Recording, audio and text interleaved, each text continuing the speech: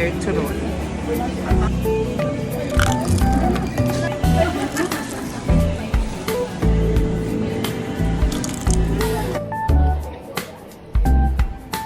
Uwi na ako mga mare. Hindi ako nakapagpa-duplicate. Wala silang stock. Uwi na nga lang ako.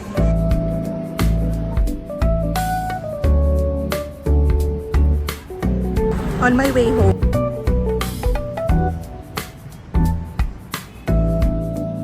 Baho. Amoy burak. Date mga Mars, nandito na ako sa bahay. Gusto naman ang araw ko. Maraming salamat sa inyong patuloy na panonood. Na-appreciate ko kayong lahat. Ano ba yan? Bukas na naman ulit. Abangan ang panibagong update ng buhay ko. Goodbye for now.